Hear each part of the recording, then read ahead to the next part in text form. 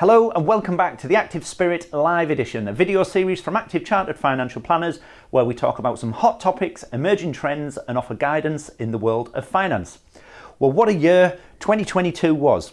We haven't been short of things to talk about both locally and on a national level, so I've invited a couple of guests to join me to look back on the year.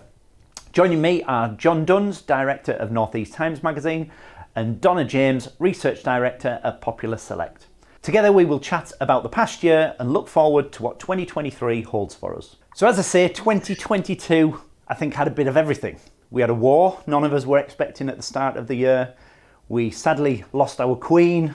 We had a World Cup which hopefully ended on a bit of a high, but it was strange certainly having that around Christmas time.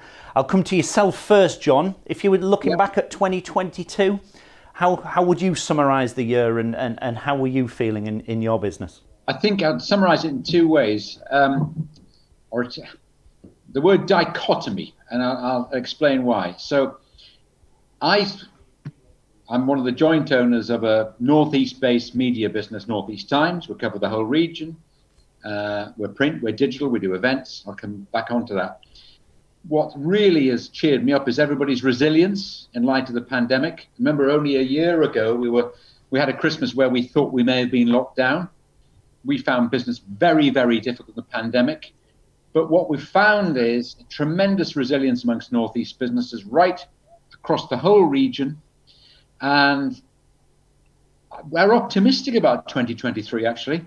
Yet, I would say this good stuff has been in spite of the national and international stuff. And I feel a bit kind of, that's why I say dichotomy is, if I listen to the news, which I do on Radio 4 in the morning, if I read the news on my phone, it's pretty depressing. It's been very inconsistent. I feel we've been directionless in many ways. Yet, the Northeast business community has just said, I'm just going to get on with it. And that's where I stand. If I think nationally and internationally, I feel quite gloomy. If I just concentrate on what we've been trying to do in this region, I'm cheery. So kind of that was our year, I would say. Yeah, I don't think you're certainly not alone in feeling like that, John. Coming on to yourself, Donna, you're a director at Populous, a very successful recruitment firm, and your specialisms do tend to be more global. How do you feel last year was, and how did it impact yourselves? Well, I'd agree. First of all, I'd like to say I'd agree with John in what he said. Gloomy picture overall, and yet there's this resilience, and the Northeast has come through amazingly. I mean, just one statistic. Exports in pharma from the Northeast are up by 25% compared to pre-COVID times. There's an awful lot of good stuff. We had a fantastic year. We increased our head count. We opened a European office, and we're a Northeast-based business. If I were to think about the year in toto, I would say, well, there was just too much news. I mean, John would relish that, but there was just too much going on. We had highlights like Jubilee, that was a great big boost. The World Cup was a bit iffy, with the political aspects, but there was football and sport, that's always good. And then we had the fiscal event and political instability, which in the UK didn't do much for our economy. We've had the cost of living crisis, the war, which has messed up supply chains, and demand has been depressed.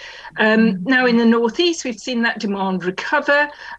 Supply chains are coming back to normal, but there are still bottlenecks.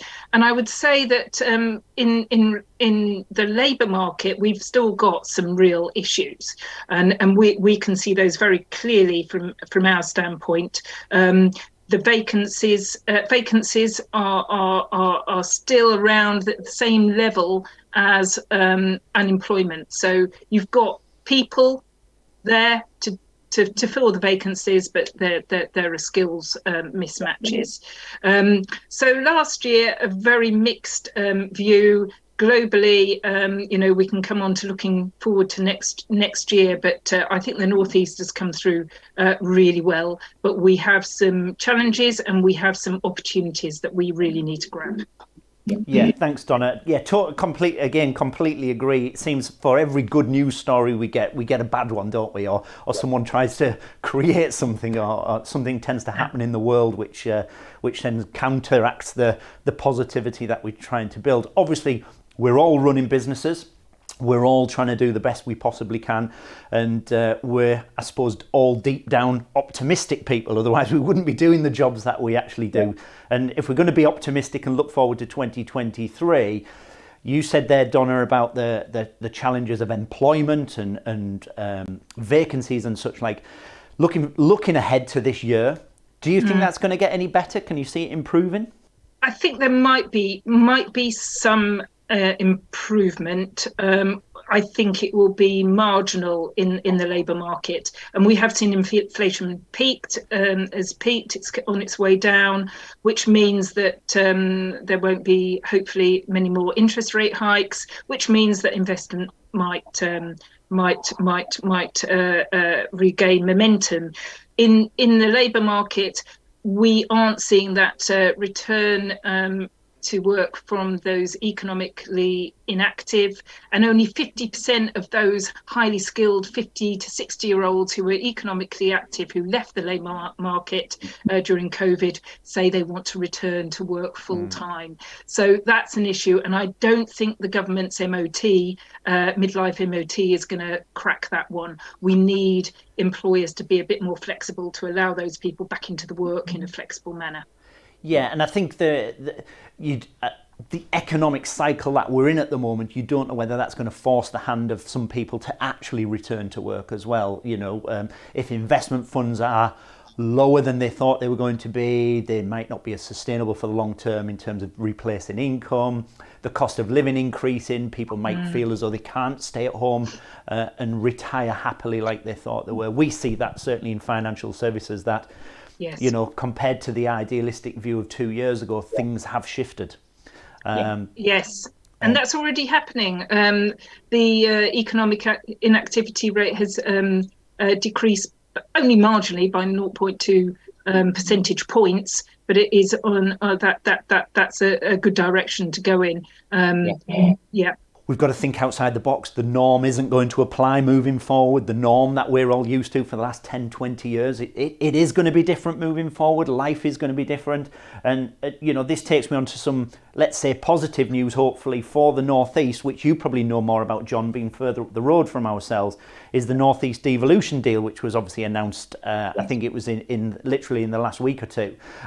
What's your feelings about that? And do you think that will give great opportunity to the northern part of our region? Now, I'm very happy about it, very happy indeed, because we've seen what's happened with the focus in the Tees Valley, how successful that's been. And obviously we've covered Ben Houchen and many of the stories connected to that in great detail. So I'm very pleased about it. Individually, we know all the councils, but the fact of them coming in a combined way, I think, can only help. Fantastic. And if you had one wish for the year ahead, for 2023, John, what do you want to see happen this year? If we were having this chat this time next year, what do you hope that's going to happen?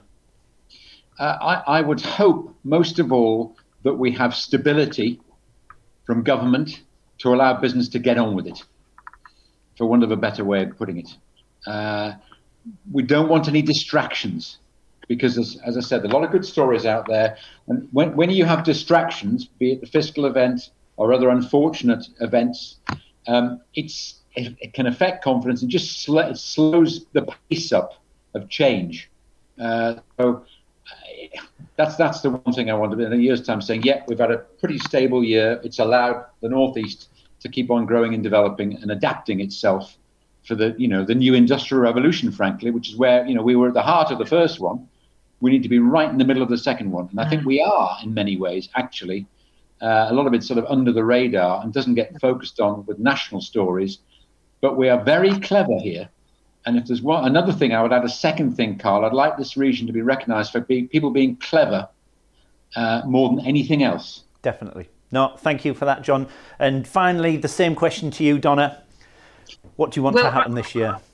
I'd agree with John again. What I'd like to see is, on the back of what John said, and that the stability is for investment to continue into the region, to build on that intellectual hub that we have in green tech and biosciences that we're working in and seeing growth in, and for those northern MPs to really back a recent report by Onward, which is a centre-right think tank that says we've got 5 years for serious investment into green tech, to build on the green revolution that we're seeing in Humberside and Teesside, with the hydrogen hubs, etc. But we need to take that opportunity, because if we don't, that manufacturing for green industry is going to go to Europe and elsewhere.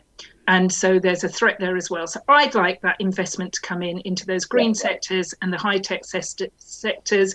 And we've got some fantastic startups in the Northeast that could really drive us forward. Fantastic. Thanks, Donna. Great point.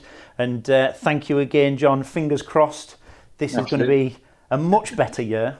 And hopefully we can catch up later in the year and we'll be able to reflect and see how it's actually gone.